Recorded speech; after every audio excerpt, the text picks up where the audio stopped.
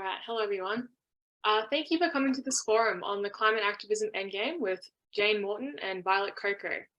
My name is Kirsten Hoffman. I'll be facilitating and collecting your questions.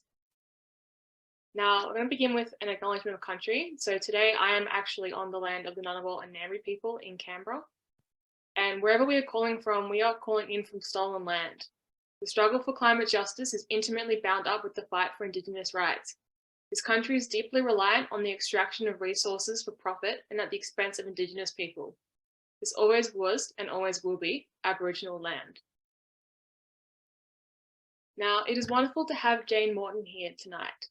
She's a clinical psychologist who has gone into semi-retirement to work on the climate and ecological emergency. She has been involved in grassroots climate emergency activism since 2007 and helped initiate their campaign to declare a climate emergency back in 2016. She led the campaign, which resulted in the local council of Darebin being the first jurisdiction in the world to declare a climate emergency. Now there are thousands of councils and quite a number of countries that have declared an emergency. She helped bring Extinction Rebellion to Australia and is a full-time volunteer organiser with Extinction Rebellion. It is also wonderful to have Violet here tonight. Violet has been very active in the climate emergency movement across the country for several years in Extinction Rebellion, forest protests, Fireproof Australia and Stop Fossil Fuel Subsidies, otherwise known as Stop FFS and part of the A22 network. Violet was arrested in April for disrupting traffic on the Sydney Harbour Bridge and became the first person to be jailed under new draconian anti-protest laws. These were the laws which were rushed through New South Wales Parliament in April 2022 with the support of both Labor and the Coalition. Violet was sentenced to 15 months jail with a non-parole period of 8 months for blocking a single lane of traffic on the bridge for approximately 25 minutes. This has not stopped her from continuing the fight to save the planet from the threat of climate and ecological collapse.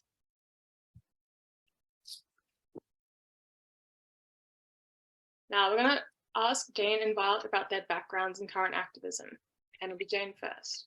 So Jane, what prompted you to become so concerned about the climate emergency that you left your job and became a full-time activist, and what have you been involved in? Well, I was going along as a psychologist with no awareness really of a problem about climate till I went to a local climate talk that someone invited me to. And it was actually a graph there. It was 2007. And it was a graph of the Arctic ice. It was called the Big Melt that year. Suddenly it went right off the trend line, turned exponential. Then I got on a mailing list with David Spratt. And the thing that really, I suppose, convinced me was hearing that the scientists themselves were freaking out, hearing that the scientists themselves were looking at buying land in Tasmania and New Zealand. And that was in 2007. So yeah, I was involved in the climate emergency movement, the grassroots climate emergency movement for years and years.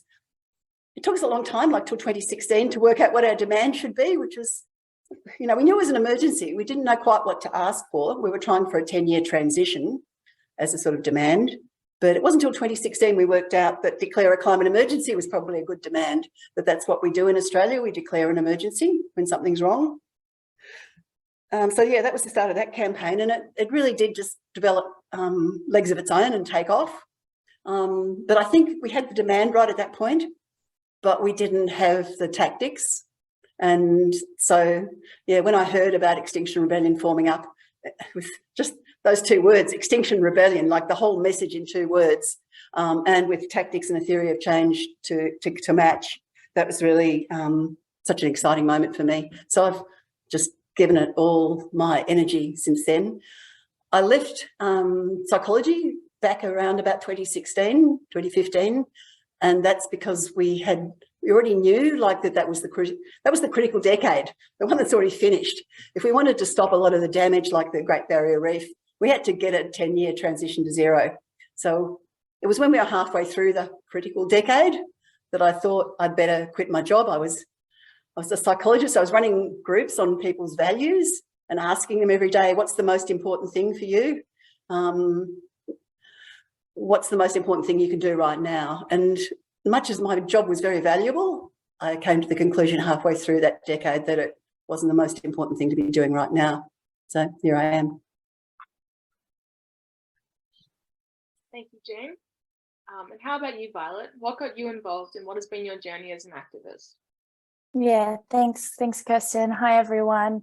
I'd just like to start by acknowledging that I'm also here on Widgeable Wiable country and paying my respect to the elders of this country. And yeah, sovereignty was never ceded, always was and always will be. My time really started, I guess, when the big fish went upside down in Menindee Lakes. And at that point, I knew something was really wrong and it really activated something inside of me. It was the same time the Gilets jaunes were hitting the streets and I was like, okay, yellow vests. But then I guess they didn't really have the right messaging, but I did go to an Extinction Rebellion talk actually hosted by Jane Morton. And that was quite, yeah. In an hour, I just had my whole world turned around. The first half was on the science that we're, risking the collapse of our habitable planet. And the second half was the social science around change and protest and the fact that, to engage in this sort of theory of change, we're actually standing on the shoulders of giants and that all social change has really come about from protest. And so and then the bushfires happened and my sister was pregnant at the time. She couldn't leave the house because the air was toxic outside. And that really stimulated me. We went to Canberra with a bunch of people and we began what we called mass mobilization, which was trying to get as many people as possible, I guess, to engage in protest through the 8 methods of mobilization. And then a strategy came out that we call dance, disruption and non-compliance escalation, which is where you're sort of a dancer if you're willing to engage in civil resistance day after day after day until you either get your demand met or you are so repressed for the state that you're either in prison or have these hectic bail conditions and all of that. And during that Canberra time, that was when I burnt the pram outside Parliament House, which sort of symbolized on a personal journey my fear, because I was at this time and place where I really wanted to become a mum and felt unable to go on that trajectory without a habitable planet to raise my kids on. And so I burned that pram really as symbolic of that personal fear going on with our current trajectory. And so what also came up around that time was the A22 network, which is a global network, sort of an extension of Extinction Rebellion, or like the next flank of that maybe, or the next iteration, where they were talking about sort of no-brainer demands or interim demands. And so engaging with that in terms of the Fireproof Australia model of wanting to make sure that firefighters have the tools that they need to protect us, and using high-end civil resistance to sort of to call out for this no-brainer demand, and using that as a platform to talk about the larger emergency. So it's been quite a journey getting to this point, and obviously getting on that bridge. And for our firefighters and making sure they have the tools they need, and then getting that 15-month sentence. And currently I'm out on bail for that action, and facing court for the appeal for that sentence on March 15. Thank you, Violet. Thanks, Kirsten. Yeah. So, Violet, there's an argument out there that says supporting climate action is fine. It's just the disruptive protests that are the problem. So Perrichet, New South Wales Premier, said, "We want people to be able to protest, but do it in a way that doesn't inconvenience people right across New South Wales." Why do you think we need disruptive protests to take on the climate crisis? And couldn't we all just ask nicely? Well, I mean, we have been asking nicely for a really long time. So my mum, after I got out of prison, she came up to me. She's not very well versed on the climate emergency, but obviously she's followed it a little bit from my actions. And she comes up to me, I'm in the kitchen making my coffee, and she's like, Violet, you know it's COP27. Does that mean there's been like 26 of these? Like they've known for that long, and still we're the largest exporter of carbon emissions, still they continue to rise. Like, yeah, and obviously the Paris Climate Agreement, you know, asks us to limit warming to 1.5 degrees, whereas we've just had a report come out that says that there's no credible pathway to stay below 1.5. So, you know, we've tried our one-day marches. Personally, I've contributed to organizing a peaceful, you know, like silent encirclements of Parliament. In 2019, we had the largest e-petition in Australia to declare a climate emergency. And the next largest after that one was to make an inquiry into Murdoch's corruption. You had hundreds of thousands of people out on the streets with school strike. You know, we've tried all of these like one day asking nicely, and they just really haven't worked. We're just continuing down this trajectory of an uninhabitable planet. So, you know, throughout history, disruptive protest has been at the forefront of social change, from the women's liberation movement, suffragettes movement, to civil rights movement, to the 8-hour working day in Melbourne. Melbourne was the first place to get the 8-hour working day. And one of the protesters who was in that part of that campaign received 100 lashes for his contribution to getting us the 8-hour working day. So there are several key elements to civil resistance or protest or non-violent direct action. Those are that it's disruptive and shocking. It's non-violent to the point of open-hearted. The state has a monopoly on violence, and so as soon as we start engaging in violence, then we sort of validate their violence. Sorry, part of the disruptive and shocking is obviously we can have the best messaging in the world, and some would say we have the most important message in the world, the habitability of our planet. But unless you're kind of standing in someone's way or really grabbing their attention, then they're just not going to hear you. And we've seen that throughout, like with what we've tried already. And the third element of civil resistance is it's sacrificial. So basically we say, yes, we did it, and we did it because X, Y, Z, and we really give a face to the movement. And what it does is when we say, yes, we did it, and we're willing to accept the consequences, that also further exposes the violence of the system and can really cause people to engage with the issue a lot more. When it comes to civil resistance and the success of civil resistance, the social science is that if you manage to mobilize 3.5% of the population engaged in the topic all at one time, then a movement has never failed. And that is with large social change. And basically, the more radical you're willing to be, the more disruptive, the less people you need, because it just causes more drama. So that's sort of the situation that we're in. Maybe we don't have the capacity to mobilize 3.5% of the population in that way, but we maybe can mobilize 1% to be really courageous. And that's a direction that the civil rights movement went on. So I like to talk about the freedom riders, who were this bunch of uni students who signed their will and testament, left university right before their final exams, and traveled down into the deep south. They went down into the deep south because it was the place they were going to get repressed the most, much like New South Wales. And they went down with this single issue demand, this end bus segregation. And they used this as a platform to talk about the entire issue of civil rights and the Black Lives Matter movement.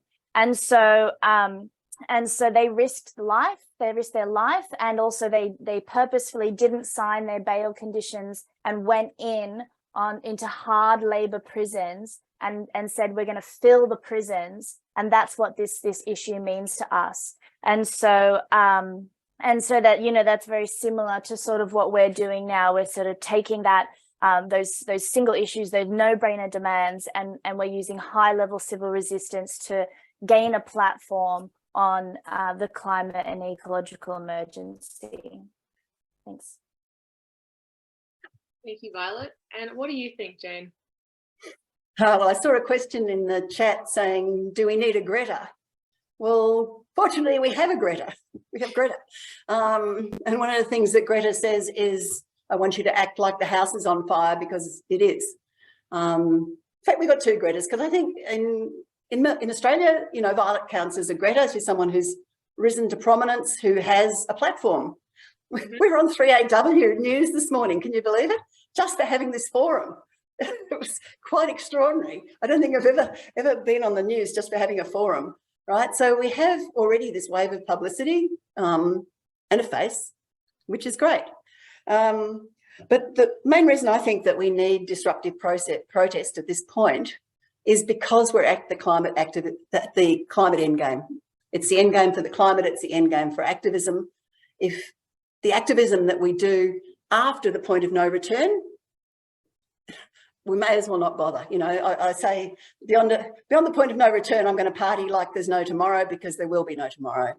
But there's a heap of things we can do up to the point of no return. The problem we've got is that tipping points are already tipping. It's like a ball starting to run down a hill. There's already parts of the climate system that are starting to move, will continue to move even if we stop emissions to zero tomorrow. Each year there's more and more of them. The problem is that they're actually linked together. We can have a cascade of tipping points. They're speeding each other up, and it's very hard to calculate exactly where the point of no return is going to be. They don't know, but of course the Hothouse Earth paper was in 2018 the clearest statement that we could pass the point of no return even if we stay under 2 degrees of warming. Well, there's still people who are trying to pretend we can stay under 1.5. That is a straight out lie. There is almost no chance of that without massive geoengineering and miraculous emission cuts that are just not going to happen. It's exceedingly hard now to stay under 2 degrees of warming. That's partly because of what's referred to as the Faustian bargain with aerosols. You know, the deal with the devil. You know, we've been putting all these aerosols up into the atmosphere, you know, and they're bad for our health, right? That's basically pollution. But when you burn coal and gas, all these aerosols go up. And one of the things that happens is that they protect us from possibly up to a degree of warming. So we could go to zero tomorrow, well, hypothetically, stop all that coal and gas. A couple of weeks later, all the aerosols drop out of the sky. So who thinks we can stay under 1.5? If we put that much aerosols up and miraculously got to zero in a year or two, well, maybe, but hey. So we're in a fight to stay under 2. Someone just said 1.5 will arrive next year. It easily could. That's what James Hansen's focusing on. He says we've had 3 cool years with La Niñas. In 1 year or 2, this year or next, we'll probably have an El Nino. And at that point, all sorts of things can spiral out of control in a hotter year. So we have to, ideally, we have to get onto this emergency footing, you know, now, this year. We have to start taking the protective actions that we can take, as well as the emissions reductions that we can do. What Sir David King is talking about is things like we have to actually protect the Arctic. We need to do marine cloud brightening over the Arctic so the Arctic doesn't end up with a blue water event because of the way things can spiral out of control. There are a lot of things we can do, and a lot of them involve, you know, like massive restoration on land, massive restoration of ocean ecosystems. There's massive drawdown we can do. There's some very interesting stuff on that, but only if we move into an emergency footing soon, like in the next year or 2. It's no use going to, like people have in the past, doing a bit of this and a bit of that and, you know, incremental, win this demand and then another. I'm not against, you know, fighting on one demand, but the point of one demand is to get in the news and say, I'm sounding the alarm, it's an emergency, nothing but the strongest possible action can save us now from the collapse of civilization. I mean, this is, you know, this is David Spratt's wording, that we're risking food shortages, water shortages, conflict and mass migration and societal collapse. But it's not just David Spratt and Breakthrough Institute. The World Bank said that years ago. Schellenhuber said it. Schellenhuber says, well, back in 2018, he said, we're at the end game where very soon we must choose between unprecedented action. That's 2018, right? Very soon we must choose between unprecedented action or accepting it's been left too late. Now, this is the advisor to the German government. Like, he's a mainstream, respected scientist. There's also a great quote, and this is one that actually came from a conversation from eminent Australian scientist Will Steffen, who very sadly died last year, in conversation, I think, with Violet and Andy, anyway, some Extinction Rebellion people in Canberra. And in one of his last acts, it seems, was to actually sign off on the public permission to use this publicly. On our current trajectory, we are heading into a collapse of our global civilization and a precipitous drop in the human population. Put simply, hell on earth. That's one of our most eminent climate scientists, lining up with Antonio Guterres and all sorts of other people who are using the strongest possible language: existential threat, collapse, the end of everything, the loss of everything we hold dear. And we don't know how far away it is. We don't know whether we can stop it now, but if we leave it a year or 2 or 3 or 4 or 5 or 6 or 10, every year we're decreasing the risk, we're decreasing the chances that we can stop it. So that's the main reason that we need disruptive protest. It's because it's now or never. But the other thing about disruptive protest, I think part of my interest has been as a psychologist, right?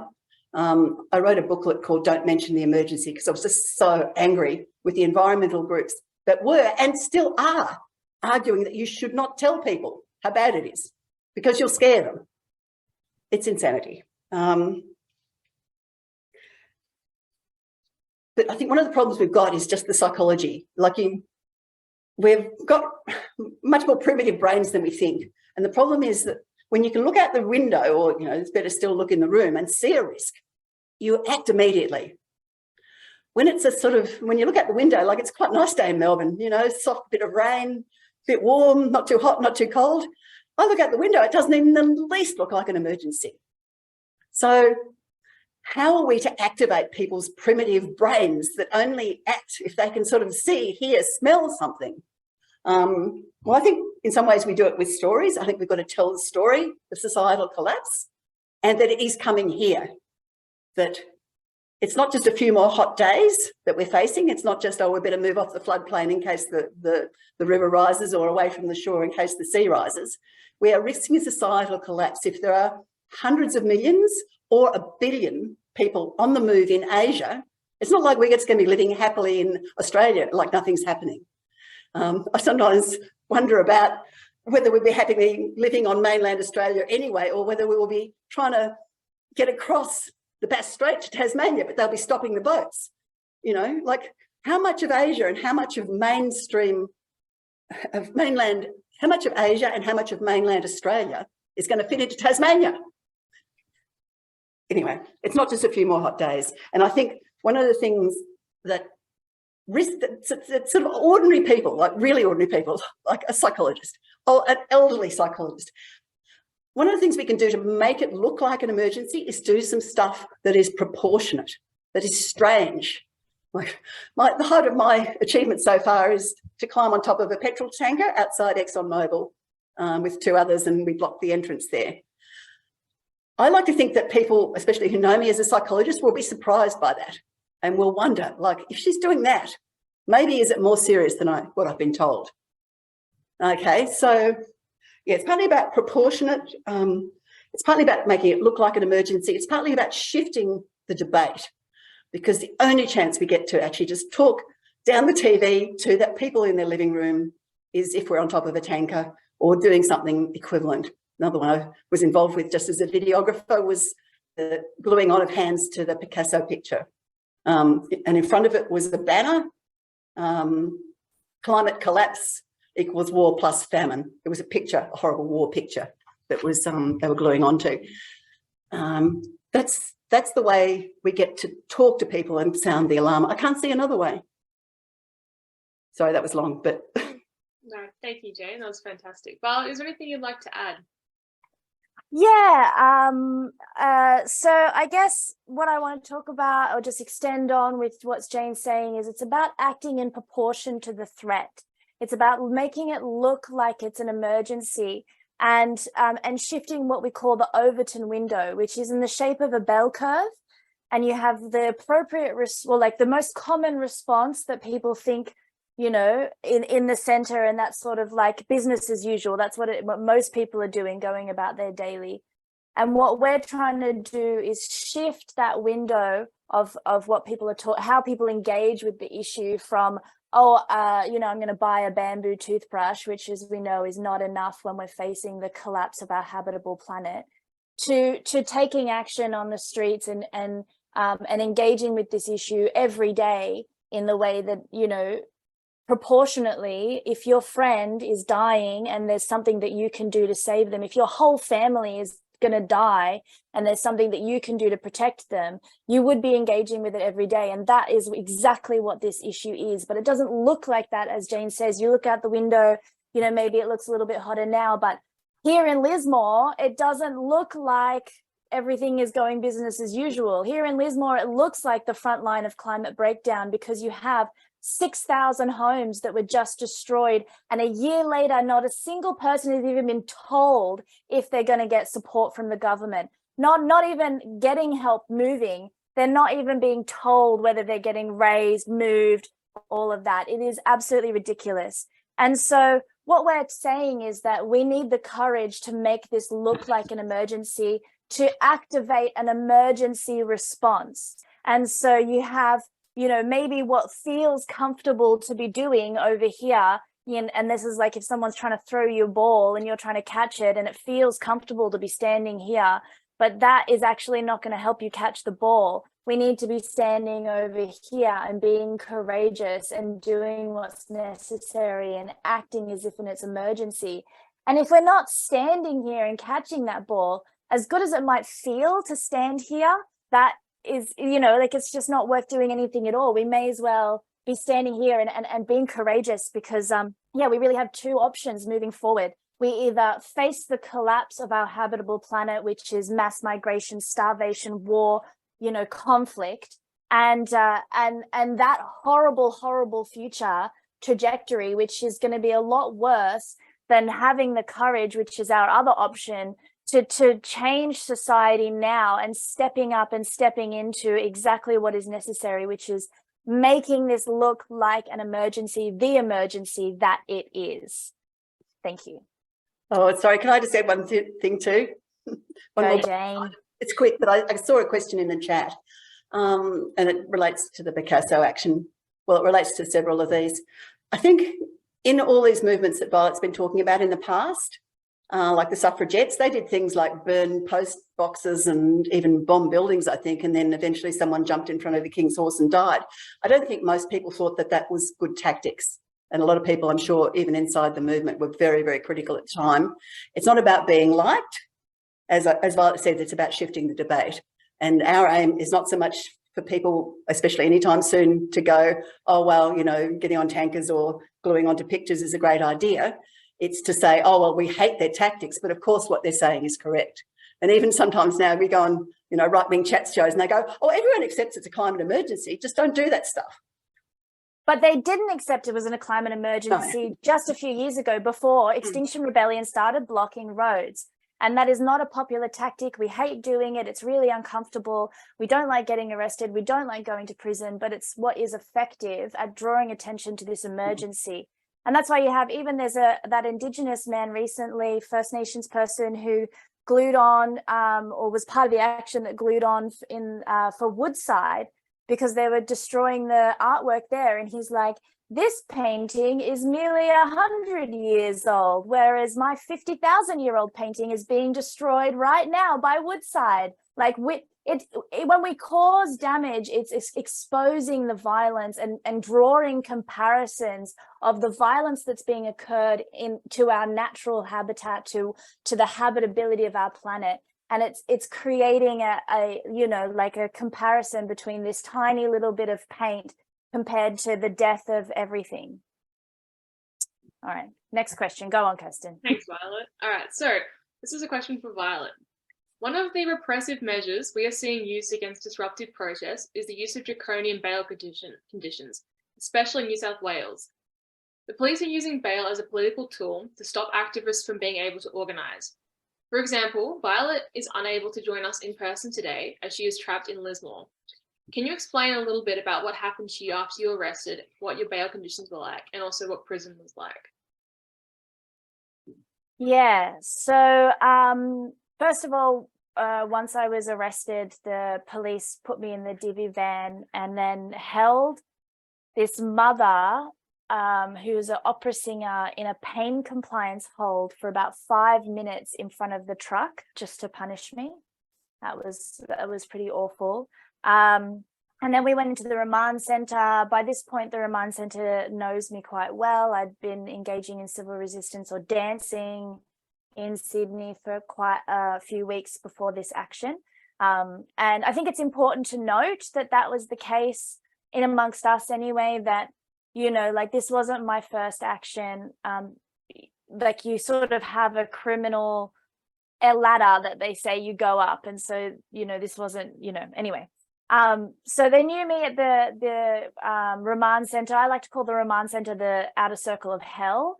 It is the worst place in the world, or probably not the worst, but it's the worst place I've ever been. It is very repressive, and the people there are awful. So the first thing they do is they start to call me by a number rather than a name.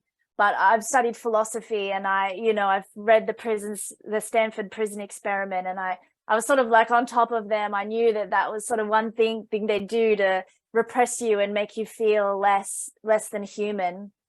The other thing that they did was they refused to feed me. I'm a vegan, and they, I said it's my religious requirement, and it's religious discrimination if you don't get me food in accordance to my Buddhist diet. And they said, oh well, if you want rights, don't commit crime.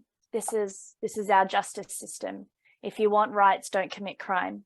And then finally, by the end of 3 days, I was feeling a bit faint, and I was like, and then so they brought me in a plate of still frozen broccoli as my meal, which I'm sure they thought was punishment. But by that point, I was so ecstatic to be seeing a tree in any form that I was like, yay, broccoli. After I was released, I spent 20 days on 24-hour house arrest, and then a further 126 days with a curfew of 7 a.m. to 10 a.m. and 4 p.m. to 7 p.m. So that means I couldn't leave the house within those hours because I was a danger to the community in peak hour traffic. I was also given non-association conditions, which means I couldn't connect with my community, including my partner, which was very challenging. And I think it's worth noting that one of the most powerful things that they can do to repress us is to give us these non-association conditions. So conversely, one of the most powerful things that we can do is stay connected. And so I think that's a really important note. And I just want to say, when it comes to bail conditions, so at this point, by the time I was given these bail conditions, I was feeling quite exhausted. And so I did sign and take them on. However, I've been in situations before, like when I burnt the pram outside Parliament House, and they tried to give me repressive bail conditions that prohibited me from protesting. And so I refused to sign those bail conditions, like the freedom riders. And then after 2 weeks in Alexander McConaughey prison, a judge called me up and wiped all of my bail conditions. So sometimes it's, if you have the capacity to refuse these bail conditions, that's a good avenue to go down. because obviously I ended up spending a lot more time at home and under house arrest than I would have if I'd maybe refused, potentially. So then it hit December last year, or I think it was, yeah, and that's when I got the sentence for 11 days. And I spent 11 days in prison. I was sentenced to 15 months, obviously. Prison is hard. It's not a place anybody wants to be. It's very challenging. There's the discomfort, obviously, of being away from your loved ones, which I struggle with. You're treated as subhuman, which I've already sort of explained a little bit about. The women in there, I get a lot of compassion for them. They're mostly mothers. And I just tried to do my best to live in service of them, because I understand how broken the system is. And so, yeah, I think I just want to acknowledge my privilege at this point, because being inside prison, you can really see the communities that are targeted. There's a lot of First Nations people in there. There's a lot of poor people in there. And I really don't believe that that system is working for anyone. And obviously we have a lot of Black deaths in custody, and I genuinely see how that happens. There is something that I will talk about, which is dignity of risk. So personally, I am a disabled person. I've had my spine reconstructed. I get chronic pain. And so some people would say maybe I'm in a category of people who shouldn't be taking these risks. However, I like to call on what we call in the disability community dignity of risk, which is where we can choose to take risks, even though we are vulnerable people. But yeah, there are genuinely vulnerable people who shouldn't be taking these risks, and there's many roles in the team. I cannot do what I do without the support of a holistic team. And yeah, and it is easier for some than others. Thanks. Thank you, Violet. So, Jane, what other kinds of repression are we seeing, and what has your experience of arrest been like? Well, in Victoria, things are a lot easier, I'll have to say, than in New South Wales, but nonetheless, they are. They've already passed draconian forest protest laws. They haven't promulgated them yet, though. I like to think it's because they didn't want a fight with Extinction Rebellion and forest protesters in the lead up to the state election. I hope that's the case. Yeah, I can see some people who think the same. It's going to be very interesting to see if they dare bring them in May. I mean, I really hope that we're going to have a whole 100 people or so ready to challenge them straight away if they do. And that's partly because way back when we were just beginning our campaigns as climate emergency grassroots, we decided we were going to try and get Hazelwood Power Station to shut down. This is about 2009, I think. And a whole lot of us, very amateur, you know, just ordinary grassroots climate activists who'd never done anything like this before. We all went and camped at Hazelwood, and we were trying to climb over this very high fence, past a whole lot of police on horses, past security guards, and run with a big piece of sticky paper and plaster a community decommission order on the side of the Hazelwood Power Station. It was a wonderful action, very courageous. But just after that, they brought in, I think a $10,000 fine or a year in jail. And the next year we went back, but we didn't go over the fence, right? We backed off. And I think, yeah, that's the lesson. The lesson is if they bring in the forest laws, we've got to just challenge them straight away. And ideally, I think you challenge them using the sympathetic ordinary person sort of approach, where you go in and you just have the most peaceful, innocent looking picnic that's just over the line. And then you just go, you're going to jail us for this? Seriously? And so I think that's a good way to challenge them. In terms of my own experience, I've been going slower than Violet. I've had 6 arrests. I'm trying to go I was trying to do it more gradually because I'm a clinical psychologist, and each arrest or each conviction I get, I've got to go and declare it to the registration board. And I want to set a high benchmark for what allied health professionals can do and not get deregistered. So I don't want to get deregistered too soon. But anyway, I got an indictable conviction for the petrol tanker, and I've already cleared the registration board hurdle for that. I'm still waiting on what the Psychology Society think about it, whether I'm an embarrassment to the psychology community. I don't think I will be. Well, I don't think I am, and I don't think they'll conclude I am. In terms of my experience, I know we're running out of time, but I'll just say, look, it's a whole different ballgame in Victoria. I did go up to New South Wales for the Blockade Australia protests, and I would have to say it was terrifying. I was trying my absolute level best not to get arrested just because of my personal circumstances. I couldn't get stuck up there. I had to get back.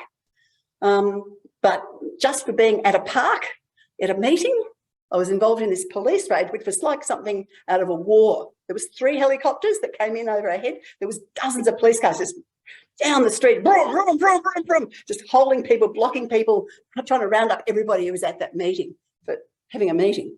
And then just trying to find anything they could arrest you for. They went through my handbag for an hour trying to find something they could arrest me for.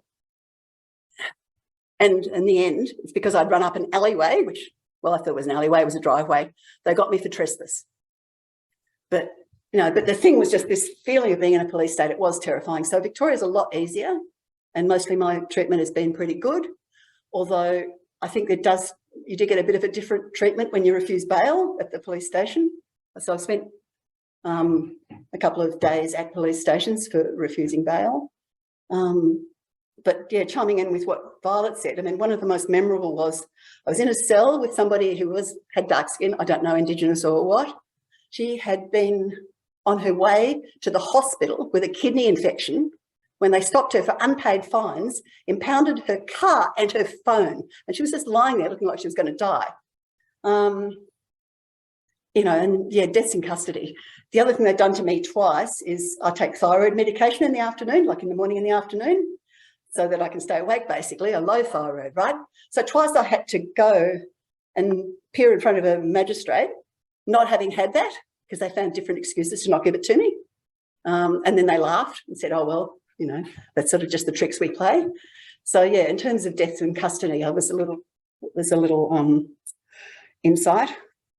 So yeah, look, I think, but you know, there's no fear attached to anything really that's happened to me in custody so far. But yeah, I've only been at the watch house, not in proper prison. Thank you, Jane. Violet, do you have anything quite quickly to add on to this, and then move on to the next question? I think it was well covered.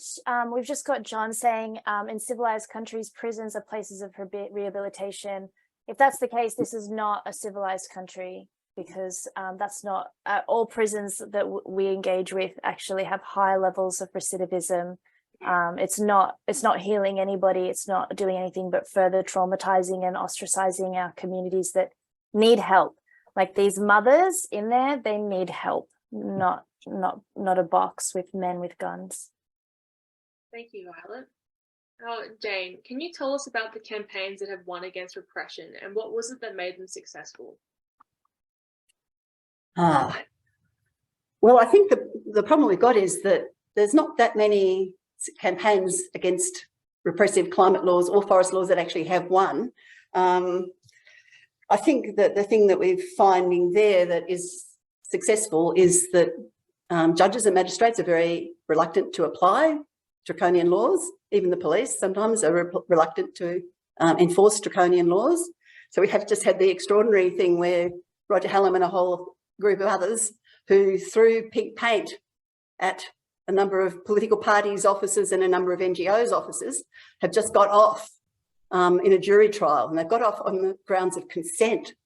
That is, that the various organisations would have consented if they realised how serious the situation was. So yeah, so I think there's a lot of ways of working around repressive laws, but yeah, at this point I think I was going to. And I know there's been some success in Queensland, not with climate laws, but with big protests that eventually rolled back Bjelke Petersen's repressive anti-protest laws. But at this point, yeah, we were going to maybe shift to Anthony Kelly rather than me trying to summarise his knowledge on some of the laws that have been rolled back in Victoria. Are we able to find Anthony? Jane just called me before this to reminded me of a very successful campaign against some anti-protest laws in Victoria in 2014 that were brought in by the Liberal government under Dennis Napthine, and they were called the Silence. Basically, we called it the Silencing Act. It was an extension of the Summary Offences Act to increase police powers to move on protesters, ban them from protest areas, and then they'd be susceptible to a 2-year sentence if they return to that protest. So they were very concerning laws, and they were actually enacted and put in place for a period of time. But thankfully, at the time, civil society groups and unions really worked closely together to push back against those laws. They've right from the word go, we started working with organised labour and trades hall, and they were very cognizant of the risk to pickets and union blockades and so forth. So they came on board very strongly. The campaign culminated in quite a large 5,000 to 10,000 march in the city to Parliament House, and that was just prior to the election of Daniel Andrews. And Daniel Andrews at that rally, that government promised to repeal that legislation, and then that was the first act of the new government in 2015, was to repeal Napthine Silencing Act. So just in terms of that snapshot and that history and that context, that was quite a successful campaign to push back on anti-protest laws, and quite a rare one. And it's somewhat ironic now, because the same government has enacted, you know, far more repressive forest penalties and police powers. So you know, the context is everything. But the ability to get a broad coalition of civil society and unions together was certainly a critical factor at that particular time. Thank you, Anthony. Now I'm going to go to Violet. So Violet, what approach do you think we should take to campaigning in the face of these repressive laws? Well, to change the law, you need to stand up to it. As history dictates, you know, we've got to expose the violence of this law, expose it and challenge it. That's how it's been done in the past. That's how they've done it in a lot of movements, the queer movement, all of that. And much like Martin Luther King says, we have a moral responsibility to disobey unjust laws. So not only is it the most effective, but it's actually a part of our moral duty to challenge these laws. And the thing is that throughout history, whenever sort of social protest movements have risen to challenge injustices, there's always been a rise of the need to talk about repression, because they've, you know, when we rise to talk about this issue, you know, so do laws to silence us, the powers that are. And so there's always a corresponding conversation about our right to protest and how important it is to democracy that we have that capacity. And so, yeah, we really can't let fear stand in the way of us protecting life. We just need to look at throughout history what people have suffered to create good change, social change in our world, and recognize that we face very little of those challenges now, even with our current system, and basically the threat of climate breakdown is going to be so much more difficult to face than anything that this state can really throw at us, especially if we are collective and large and united. So yeah, my message is to just be strong and be courageous and carry on with what's necessary. Thank you, Violet. Now, very quickly, Jane, do you have anything to add to this?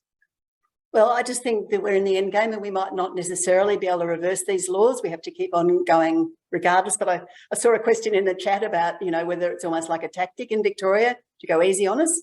And I think it certainly was in the lead up to the election. We were out there blocking the ExxonMobil day after day, and they just weren't arresting us. Mostly they weren't. So, yeah, I think sometimes not arresting you to stop it being an issue is like another tactic of the state. Thank you, Jane. All right, so I have a question for Violet. Violet, what do you think about protests that disrupt the public? Wouldn't it be better to target the climate criminals? Yeah, so I've done quite a bit of protesting at the centres of extraction, as I like to call them, both the coal industry, gas industry, and forestry industry. And it's very, very hard to get attention there. And so while it's a very important tactic to slow down the death machine, and sometimes vital, especially when it comes to protecting very important ecosystems that are just not going to be there tomorrow unless we stop them. Yeah, when it comes to actually dealing with the issue holistically and sounding that alarm, which we've been talking about, which is getting people to pay attention and call this an emergency and act like it's an emergency. It is very important to head to the centres of population to engage them in this conversation. So I have two stories that I like to talk about when it comes to this. One is like, you know, if there's a fire coming towards your house and it's the middle of the night, you don't want the firefighters to be like, should we wake them or do we just let them sleep through and maybe die from the fire? You know, well, no, you want the firefighters to burst your door open, wake you up from your bed, drag you out onto the street and evacuate you out of the danger area. And that's what we're doing. We're waking people up. We're saying this is an emergency situation. It's time to act like it's an emergency. Everybody move into emergency mode. And it's not comfortable. It's not a great place to be in. I also think it's a bit like parenting, you know, like sometimes you need your kids to go to bed or clean up their room or do something that they don't want to do. And you've got to be the bad guy and kind of like interrupt their playtime or whatever they happen to be doing to get them to do what they need to be doing to take care of themselves. And that's, you know, maybe another comparable situation. So yeah, we need people to pay attention to this, and so we need to engage in appropriate response to this situation, which is being as loud as possible and as shocking and disruptive as possible, because like the livability of our planet is at stake. If there was any time at all to be a little bit radical, it's potentially right now when billions of lives are at stake and our civilization. And so I think that we have like just such a beautiful broad movement, and there's so many front lines as part of that. You know, I've fallen in love with a little bit of forest out here that these loggers are just making a beeline for this old growth, and I really want to protect it. And I can really understand locally how there's so many different front lines. And single issues are really important because they do gain social license for us. But we do also really need to unite the different parts of our movement and celebrate our diversity. Don't be like, oh, I'm X banner and I'm Y banner and therefore we can't be friends. If we're all a part of this big, beautiful movement that's moving towards a habitable planet, then we need to be linking arms together and saying, hey, let's do this together and let's be a part of this together. And maybe we have small squabbles about which way what, but at the end of the day, let's act in solidarity and unite and try and address this issue holistically. Thank you, Violet. Jane, what do you think? Well, we were so excited when we decided we could target the climate criminals and do a week of action at ExxonMobil. And our plan was to cause disruption by disrupting petrol supplies. And we did every kind of lock-on device. We were on top of trucks, on top of tankers, you know, we had ladders, we had tripods, and we didn't manage to disrupt the petrol supplies. And we really got surprisingly little news. And it's interesting because that was the exact same experience. Like I was so excited when Just Stop Oil started targeting the petrol distribution hubs in the UK. And because I was on Facebook and other social media, I was seeing they were locking onto pipes and staying there for 3 days. How the hell are they managing this? They got almost no news. They disrupted petrol, but even then, that it wasn't really in the news that they were doing it. As soon as they switched to blocking the freeways, in the news every day. It's just a sad fact that everyone wants to do the climate criminals because it just makes so much more sense. But in fact, what works is the freeways. That's just the sad fact of it. And occasionally the transgressive protest like paintings and so on. But it's not a popularity contest. It's about getting on TV and be able to speak straight out of the screen about the climate emergency. Thank you, Jane. Violet, do you have anything to add? Beautifully said, Jane. Thank you. All right, Jane, a lot of people have invested big hope in the Albanese government and their promise to end the climate wars and take action on climate. Do you think Labor are doing enough to tackle the climate and ecological emergency? And what do you think needs to happen? Well, look, of course they're not. And I think we're in a very difficult campaigning context because we've got well, especially in Victoria, we've got a popular federal Labor government that's doing, something, and we've got a popular state government that's doing quite a bit. And yet we need emergency action. I think it's been very hard because Labor has been fudging things. It's not been clear, like whether they will stop, for example, new coal and gas. But I think we have an incredible campaigning opportunity in the debate about the safeguards mechanism with the Greens holding them to account on new coal and gas. I think they're going to have to they're either going to have to cave and ban new coal and gas, which would be a great interim win. Then we go on to some others, or they have to come out clearly saying that they're prepared to ditch or, massively compromise the safeguards mechanism in order to keep new coal and gas going. And I think most people don't realise we're the third largest exporter of fossil fuels in the world. All this stuff about we're only 1%. I think it's an incredible campaigning opportunity because the hard thing is when people like federal Labor and state Labor, it's like there's no community energy to really fight. But I think if they come out and say they're not going to stop new coal and gas, that's when we will get that surge of momentum again. Oh, and sorry, whatever we campaign for, I think, we're always campaigning for the three demands. And because time is so short, we've got to think of a tactic and a strategy that will get Labor to declare an emergency and start emergency action this term of government. It's not this term and next term and the other term. Thank you, Jane.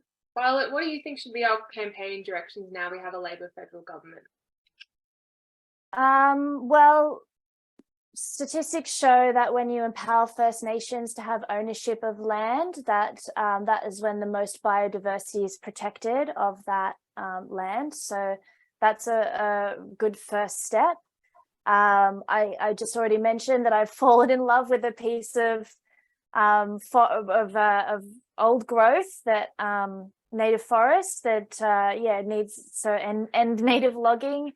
I'm a part of the Stop Fossil Fuel Subsidies campaign, which is, I can't believe that we're being so failed by our government that they are actually funding fossil fuels at $22,000 a minute. And that money could be going towards our emergency speed just transition. And I think that that's really important to focus on. But any system of government that has taken us to this path where we are heading off a cliff of our habitable planet, any government system that is failing us so deeply that we've almost killed our life support systems on this planet, we can't continue with that. And so that's what I find so interesting about Extinction Rebellion, is that third demand, is that place where we can actually fix our democracy with citizens' assemblies. And I highly recommend anybody who's not familiar with citizens' assemblies, there's plenty of YouTube videos about it, and it's just a different way of doing democracy. As a philosopher, I'm really behind it. It's about deliberative democracy and representative selection of the population who are advised by science, given all kinds of things like knowledge about bias and I just think it's such an amazing step forward. And so I really promote that third demand of Extinction Rebellion. Thank you, Violet. Jane, do you have anything to add? Exceedingly briefly, I think there's some very decent people inside Labor, including people who are a group that are calling themselves climate warriors, that really are on a climate emergency path. But our system is broken. The political system is broken. You can put quite decent people in it and they just can't get ahead. So I think it's important to bear in mind that as well. And I mean, I can just add to that, like so many people I've met in Extinction Rebellion have worked in government and have left because they've seen the corruption of it. And yeah, so it's just so necessary that we fix our democracy. Thank you, Violet. Now, Violet, you're up in Lismore at the moment, doing important work of rebuilding after the floods, but also very much staying active in organising protests for climate justice. How best can people make a difference? And I think this might answer some of the questions in the chat as well. Well, I just think it's so important now to be organising locally and connecting with people, and basically being as courageous as you can. Build your community, get out there, do actions, engage. Don't be a keyboard warrior. Be in the world and be disruptive and spontaneous. And yeah, we've got March 3. We've got the school strikes coming up. And so make sure everybody's involved in that. I think that the school strike is just a really powerful platform to unite this movement, because they have an extreme legitimacy to be frustrated at their future being murdered. So I think it's, again, say what's true, don't say what's popular, shift that over to the window, be courageous, and yeah, I'll see you on March 15 as well is my court, so hopefully you can support me on that date. Thank you. Jane, what do you think is the most important thing for people to do next? Look, it depends on where you are in the country, but if just in pretty much every state, there's something that people are focused on, and usually it's stopping a fossil fuel project or protecting a forest. In South Australia, they've been disrupting Santos events, great stuff. In Northern Territory, there's a need to stop Beetaloo. There's wage peace happening in Queensland, Burrup Hub happening in Western Australia, stopping it. There's rising tide with an action in at Newcastle Harbour, the biggest coal port in the world. That's happening in April. And look, Extinction Rebellion, blockade Australia, they're in lots of states. I think do whatever's disruptive, do the biggest, bravest thing that you dare, or support someone else, or give us lots of money, that also helps. And a strong emergency message. Don't get conned into going and holding some weak sign that some organisation has made for you. If you're going to go and stand outside BHP or Shell or a politician's office, climate emergency, societal collapse, don't compromise. There's a lot of stuff that doesn't get you arrested, that, it's just going up to journalists or ringing them up and just saying, why the hell did you cover it like that? Have you read the Hot House Earth paper? If not, you should. And for politicians, just ringing them up and just saying, that's disgraceful, Madeleine King. Don't you ever say that again. Don't you ever do that again. It's a climate emergency. We're all going to lose the things that are most important to us. So that's the two components. Do it wherever you can. Thank you, Jane.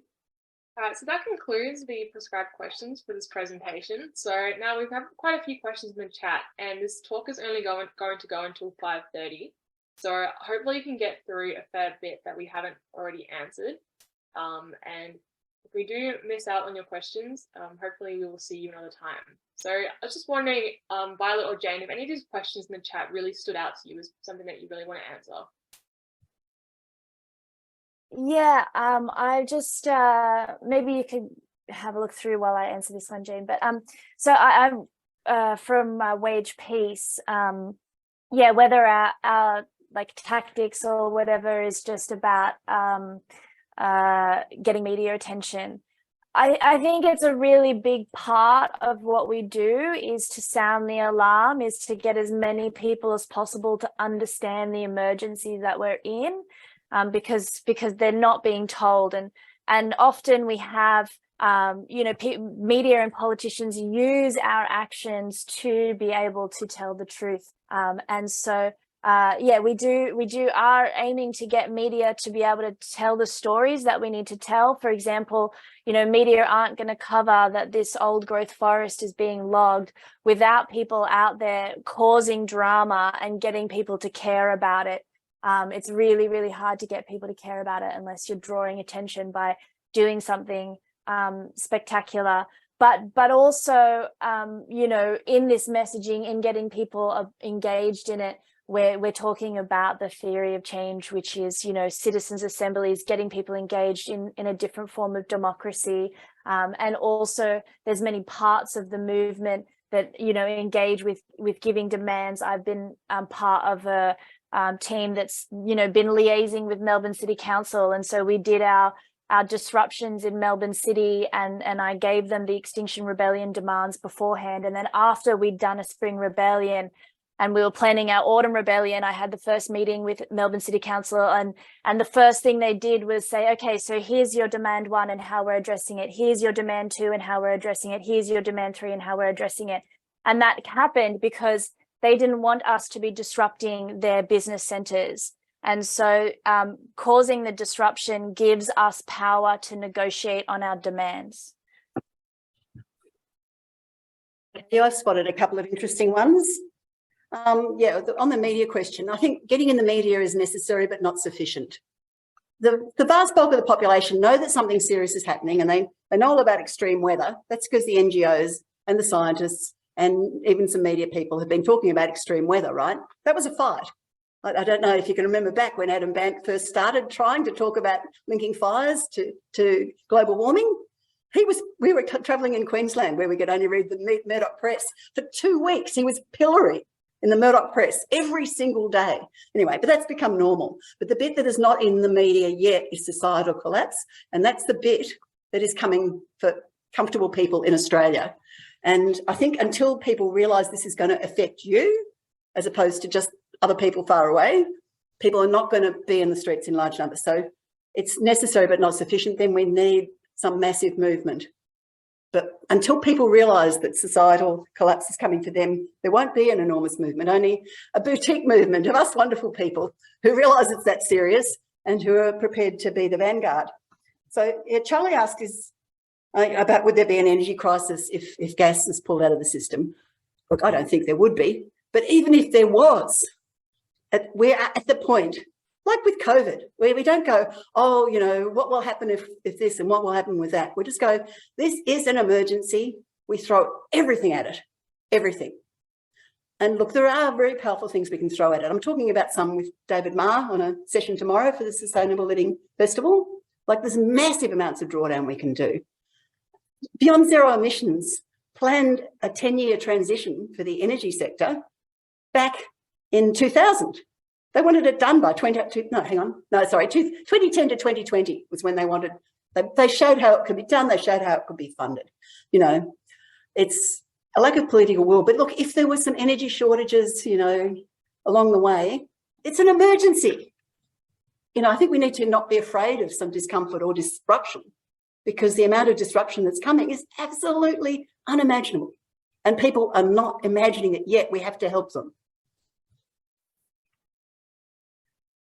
Thank you, Jane. Violet, are there any questions that you would like to answer? I'm going to also look through the chat and see if there's any that we haven't looked at. Yeah, so Gabriella asked, how do we keep the focus on climate issue rather than on the disruptive action?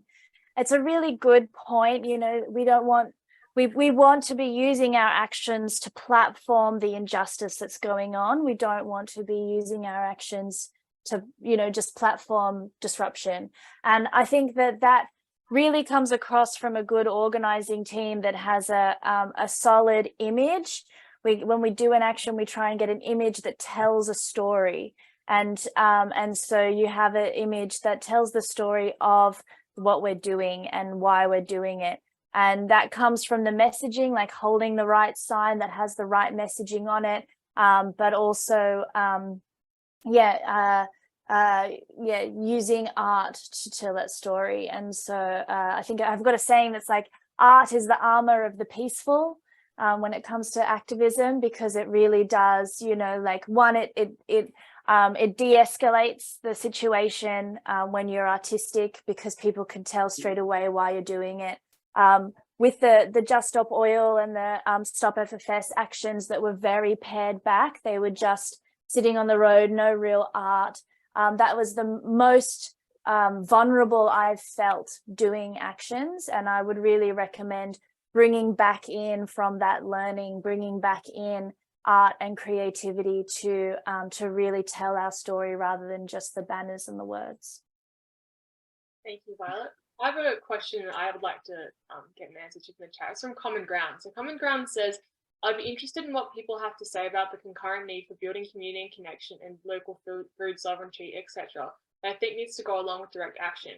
We are already facing change and maybe at or reach the point of no return, but we need to also be working to build ways to look after each other during and past the collapse. So yeah, I'm happy to take that one. Yeah. I'll just move so I can see. Look, it's the reality. We're heading to collapse. It's very hard to prepare for it. I mean, I think it's very hard to envisage exactly what form it will take in Australia. You know, you can put in extra rain tanks and build your veggie garden, and I don't know, in the end, is it really going to make a difference? So, you know, I think it can be a healthy thing to get together with your neighbourhood and, you know, just plant fruit trees and nut trees everywhere and do things like that. But in the end, I think the main energy needs to go into being an activist. This is one of the other questions. And I think it's partly because it feels good to be an activist. And there's a sort of a saying, I think it comes from Buddhism, that do everything you can and then let go of the outcome. So it's, and it never made much sense to me. One day I was running for the tram. I ran for the tram, I missed the tram, I was on the next tram. I'd already done everything I could, I was going to be late.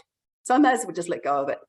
And I think, you know, I want to be able to, if things go well, I want to be going, wow, Dan, how cool was it that you were part of an incredible victory?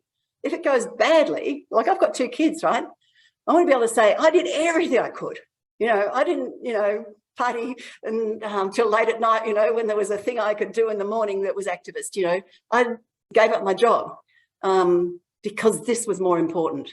And there's a relief in that because you don't know what the outcome's going to be, but you know that you're not going to have regrets. So I think that's very important. And yeah, there's no question is selling solutions better? And the analogy I would put to you is if you're in a burning house, you run around and you try everything. You run upstairs to see if you can get out on the roof. You run and see if you can get out the locked door. You see if you can smash the window. You don't sit around going, oh, well, I'm not going to try unless someone will give me a guarantee. I'm not going to try unless I know what the solution is. That's not how human psychology works. And one of the things I did earlier on was write a booklet called Don't Mention the Psychology. No, don't mention the emergency. It's the psychology of emergency messaging. And basically when we know it's an emergency, we have all that fight flight, you know, we run around trying to fix it. And as long as there's any hope, we run around trying to fix it. We don't need false hope. We don't want platitudes about, don't worry, the window's sure to be open upstairs. No, we run upstairs and see if it's open. We run downstairs and see if we can get out the other way. That's what we've got to do. That's the mentality we've got to have. And that works. I mean, my gosh, have you ever seen a single election where the politicians didn't use fear to motivate people? Yes, of course, we've got to have some sense of what we can do with that fear. But the most practical thing that anyone can do is sound the alarm. Ring up a politician, ring up your neighbours, you know, tell people it's that bad. Send in the hothouse Earth paper. Yeah, it's really about you know, active hope, isn't it, Jane, where it can be quite despairing to really look at the face of our trajectory and not only inaction but active investment and destruction, staring at what these loggers are doing to this native forest. It can really, it breaks your heart. But being a part of the solution is really, really important, and doing that in the most powerful way you can.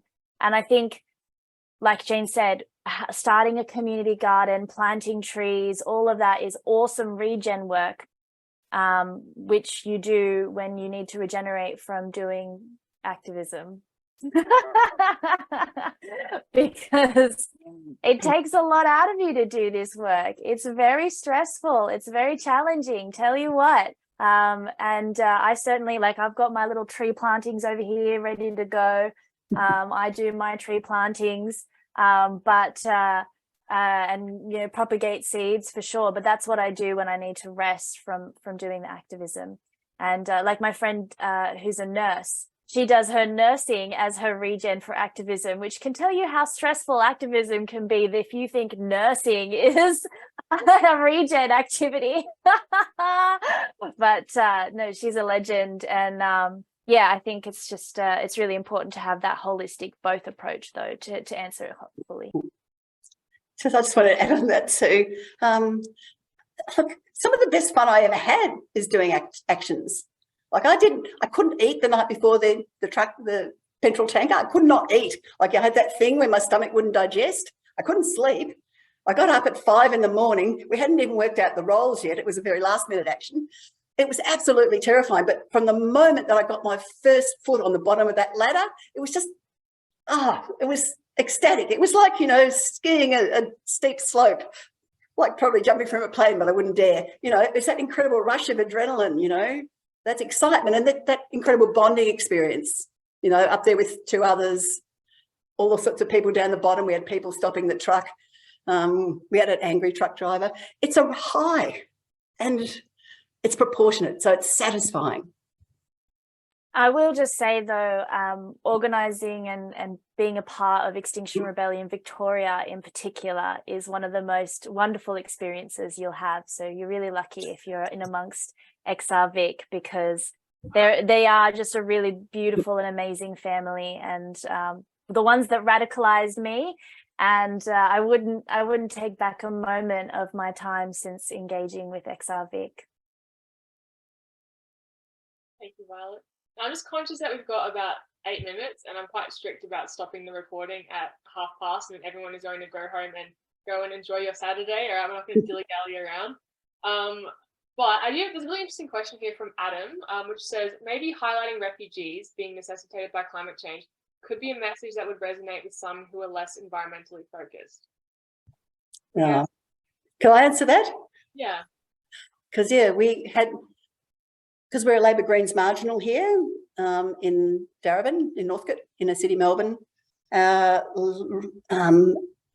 put in a very good MP, Jed Carney, and she actually won. And she got into Parliament to do refugees. But we spent hours with her just saying, if there's going to be so many refugees, there is going to be nothing anyone can do.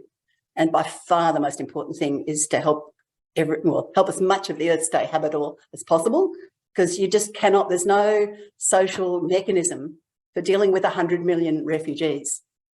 So I feel for refugees. I feel very sad for refugees, but I think it's more of a dead end, actually.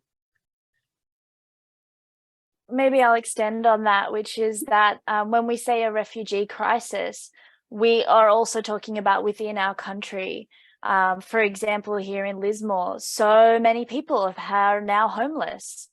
There's 6,000 homes that have been destroyed that are not anywhere being recreated. There's a housing crisis. Where are those people going? Where are those people going? And when we have the whole country on fire again, where are those people going? So, I think it's really dangerous to make people afraid of refugees, because you might be one of them. Yes, and I realise what I just said sounds a bit harsh, because I think we certainly do need to look after refugees from overseas and internally. Yes, but the thing that motivates people, this is what the psychology shows, is a personally relevant threat. We all love to think that we're totally altruistic, but if you look at the research, it's a personally relevant threat or a personally relevant injustice. So whatever you're campaigning on, it's going to work a lot better if you can make it personally relevant to your audience. And yeah, so the idea that you might be a refugee or lose your own home, it just turns out to be more motivating. Maybe if one of you could answer, quite quickly. Jane, do you think that in Victoria, the system has adjusted to peaceful disruption by allowing it to happen to disarm XR's challenge? So, yeah, I think that's a really interesting question, particularly about Victoria. Yeah, look, I think I answered that already, because I think they definitely did try not to arrest us before the election. And I think they definitely, it's quite possibly decided not to promulgate the laws, even though they'd passed them, the forest laws. But I can see a question there, legal action against governments. I mean, it's interesting, if you look at the forests campaign in Victoria, one of the most fun actions that I went on was actually spotting gliders, with the spotlight in the night. And it's been unbelievably successful because in Victoria, you can lock up hundreds and hundreds of metres of forest around every single glider that you find. So I think there's been actually a lot of legal challenges, especially to Vic forests, that have been a large part of winning that campaign. So I think legal challenges of all kinds are well worthwhile. Very quickly, in 4 minutes, from Claire, can you talk about resisting bail conditions and the protest laws? Yeah, I mean, so once you sign a bail condition, basically you can't have conditions like your bail removed. You can only apply for your bail to be varied, and you get in a very sticky situation with bail, and you sort of end up on the back foot. And so, you know, if you have the space and the courage to not sign, the personal space and the courage to not sign bail conditions that do prohibit you from protesting or inhibit your life, or, you know, are unjust, it would be much better for us to be holding a line of resistance where we're not engaging with those bail conditions. It's a huge ask. I totally get that. But if when it comes to avoiding or like getting the best outcome for our whole community, it's better not to be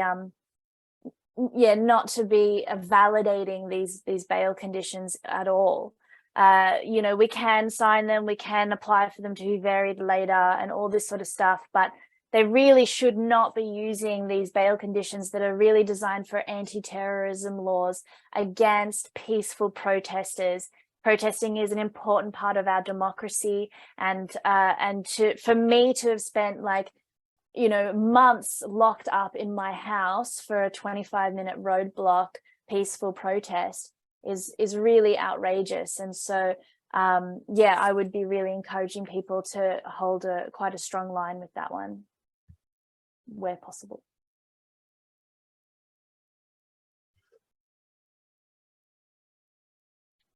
What do you think, Jane? 2 minutes.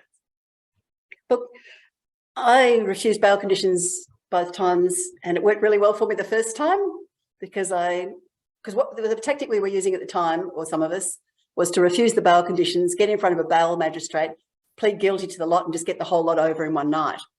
And it worked brilliantly the first time. I was sitting on the top of a truck that time, not a tanker, but a truck. This was 3 days earlier outside ExxonMobil.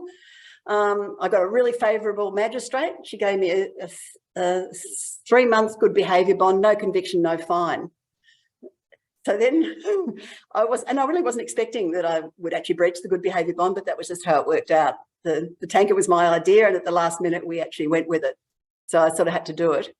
And when I refused bail on that one, I went up in front of a very hostile magistrate, unfortunately with a lawyer that I didn't want, but because I was confused, I hadn't managed to get rid of him. And I pleaded guilty to an indictable charge that nobody else has been found guilty of. So, you know, I think that thing of balancing, yeah, especially if you're going to do that thing of going to the bail magistrate and pleading guilty for everything, yeah, really balancing what the charges you're pleading guilty to and considering that before you do it, because it's a bit of a gamble. Thanks, Jane. But yeah, I didn't have to do that. I could have just contested the bail. But that strategy of when you get arrested and just pleading guilty straight away and getting sentenced that night, that is a solid option for when you're engaging in the dance strategy, where you're just trying to, you know, be in the front line of civil resistance as many times as possible, as often as possible from a certain date. So yeah, it'd be really great to come along and do some further trainings with Jane and I. We're always hosting different forums, and it's been really, really fantastic to chat with you all today. Thank you so much for your time. Join us. Join us. Big clap for Jane and for Violet. Thank you very much. It's been an absolute pleasure.